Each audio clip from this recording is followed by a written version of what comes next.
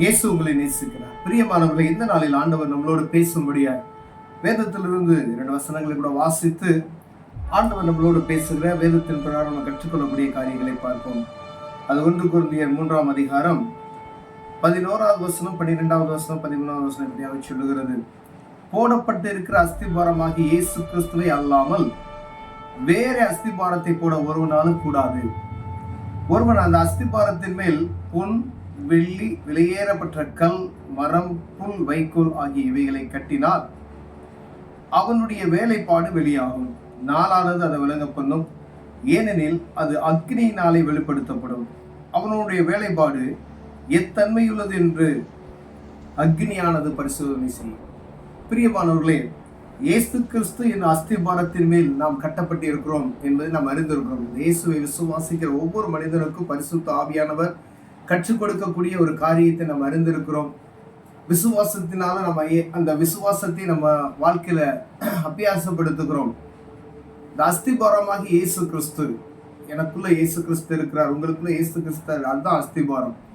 அதன் மீது ஒவ்வொரு நாளும் இயேசுவை விசுவாசித்தால் மாத்திரம் போதாது, அதற்கு மேலாக, இந்த விசுவாசத்துக்கு மேலாக நம் வாழ்க்கையில கொடுக்கப்படுகிற கனிகளை குறித்து வேதம் தெளிவாக சொல்லப்பட்டிருக்கிறது.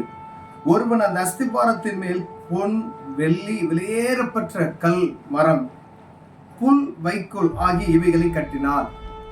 அப்ப உங்க மேல இருக்க அந்த இயேசு கிறிஸ்துவனுடைய நாமத்திற்கு மேல நீங்க விளங்க செய்கிறது, உங்களுக்குள்ள காணப்படுகிற கனி எப்படி இருக்கணும் அப்படின்னு சொன்னா, எப்படி மேன்மையுள்ளதாக ஒவ்வொரு அவயங்களும் சரி, உங்களுக்குள்ள இருந்து வெளிப்படக்கூடிய ஒவ்வொரு காரியமானாலும் சரி, அது தங்கத்தை போல, வைரத்தை போல, வெள்ளியை போல, கல்லு, விலை உயர்ந்த கற்களை போல அது ஜொலிக்கக்கூடியதாக இருக்கும்படி ஆண்டவர் விரும்புகிறார். ஒவ்வொருவனும் ஒவ்வொரு விதமான விலை மதிக்கப்படாத அவ்வளவு உயர்ந்த காரியங்களை நம் வாழ்க்கையில இயேசு என்ற அந்த அஸ்திபாரத்தின் மேல் நாம் கட்டுகிறவர்களாய் காணப்படுகிறோம். ஒவ்வொரு நாளும் நமக்குள்ள ஒவ்வொரு வளர்ச்சி இருக்கணும். இந்த அஸ்திபாரத்தின் மேல் நாம் எப்படி நிலை கொண்டு இருக்கிறோம்? ஒருவேளை புல், வைக்கோல் வச்சு எப்படி கட்டி இருக்கோம், இருக்கிறதுலே ரொம்ப கம்மியா அப்படின்னு வச்சுக்கோங்களேன். ஒரு புல் வீடு இல்லை ஒரு வைக்கோல் கட்டப்பட்ட வீடு எப்படி இருக்கும்? கல்லுல கட்டப்பட்ட வீடு இருக்கும், தங்கத்துல கட்டப்பட்ட வீடு இருக்கும். அப்ப ஆண்டவர் கொடுத்தப்பட்ட அந்த கிருபையை நாம் எப்படி வெளிப்படுத்துகிறோம், பிறருக்கு நாம் எப்படி காண்பிக்கிறோம்? இயேசுவை சொந்த இரட்சகராய் நாம் ஏற்றுக்கொண்டவர்களாய் நாம் அவருக்கு உகந்தவர்களாய் நாம் வெளிப்படுத்தக்கூடிய காரியங்கள் எப்படி இருக்கிறது என்பதை பார்க்கும்படியே உங்களோடு என்னோடு பேசுகிறார். பிரியமானவர்களே, அவனுடைய வேலைப்பாடு வெளியாகும், நாளானது அதை விளங்க பண்ணும், ஏனெனில் அது அக்னியினாலே வெளிப்படுத்தப்படும். பாருங்க, ஒவ்வொரு மனிதனும் ஒரு நாள் வரும், அப்ப இயேசு கிறிஸ்துவில் நாம் கட்டப்பட்ட அந்த கட்டுமான அந்த வேலைக்கான கூலியை நாம் என்ன செய்வோம்? பெற்றுக்கொள்வோம். ஒரு நாள் வரும், அந்த நாள்ல ஆண்டவர் கணக்கு கேட்பார்.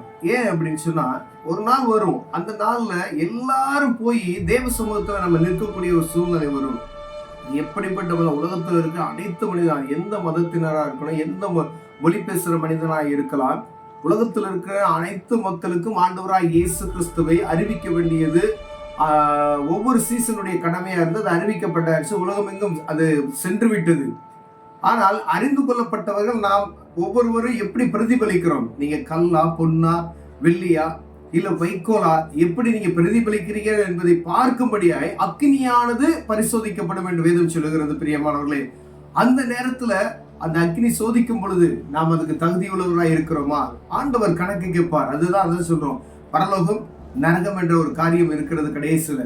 அங்கு போய் ஆண்டவருக்கு எனக்குள்ள ஒரு தொடர்பு எப்படி இருக்குது என்று ஆண்டவர் பார்ப்பார். நீ இந்த பூமியில இருக்கப்பட்ட நாட்கள்ல நீ எப்படி வாழ்ந்த, இயேசுவை பற்றி எப்படி அறிந்து கொண்ட அப்படின்ற ஒரு நாள் வரும்.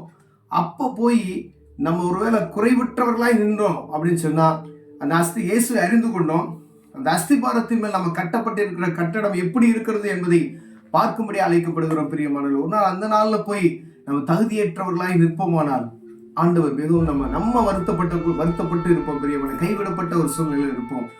இந்த பூமியில இருக்கும் பொழுது ஆண்டவருக்காய் ஏதாவது காரியத்தை செய்ய வேண்டும். இயேசு கிறிஸ்து அறிந்து கொண்டவர்களாய் நாம் அவருக்காய் வாழ ஆசைப்பட வேண்டும். ஒவ்வொரு நாளும் கனி கொடுக்கிறவர்களாய் காணப்படணும். அதுதான் முக்கியமானது. கண்களை விடுவோம், ஜெபம் செய்வோம். அன்பின் தகப்பனே, ஆண்டவரே, இயேசு என்ற அஸ்திபாரத்தின் மேல் கட்டப்பட்டிருக்கிற நாங்கள் ஒவ்வொரு நாளும் உமக்காய் பிரதிபலிக்கிறவர்களாய், மாற உதவி செய்யும். இயேசுவின் நாமத்தில் பிதாவே, ஆமென்.